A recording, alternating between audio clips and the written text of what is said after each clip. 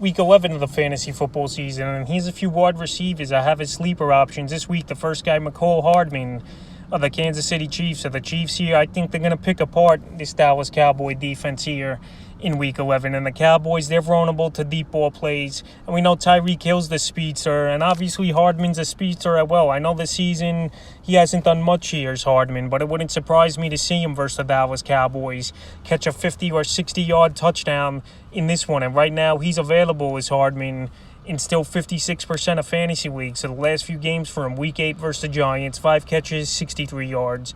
Week 9 versus the Packers, 3 catches, 20 yards. And Week 10 at the Raiders, 2 catches, 27 yards. So Hardman, I know he's done nothing pretty much this season here, but I think versus the Dallas Cowboys, they're leaky in the secondary, and it wouldn't surprise me if he catches a long ball touchdown like I mentioned. So if you want to have a Hail Mary play this week, I think Hardman is that type of play, but it wouldn't surprise me, like I mentioned, if he has a good ball game. The next wide receiver I have as a sleeper option this week, Marquez Callaway of the New Orleans Saints. Callaway this season, he's been hit or miss for the most part for fantasy owners, but the last couple weeks here, he's been pretty solid as Callaway. Week 9 versus Atlanta, 3 catches, 25 yards, and a touchdown. And then Week 10 at Tennessee, 2 catches, 37 yards and a touchdown. So right here, him and Simeon have a decent rapport, and he's finding them in the red zone. I know this week on paper it's a tough matchup at the Philadelphia Eagles that give up the second least amount of fantasy points to wide receivers on the season. But right here, Callaway,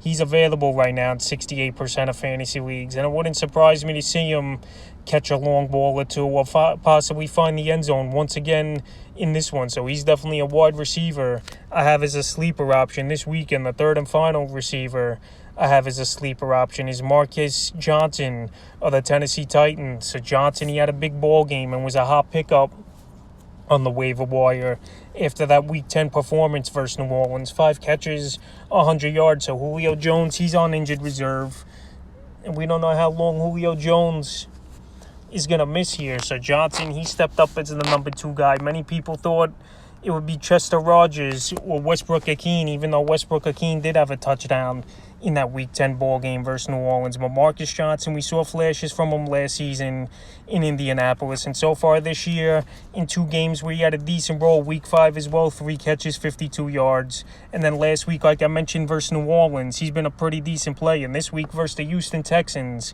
it wouldn't surprise me to see him have a pretty decent game and almost match what he did in Week 10. So that's a few wide receivers I have as sleeper options here for Week 11 of the fantasy football season.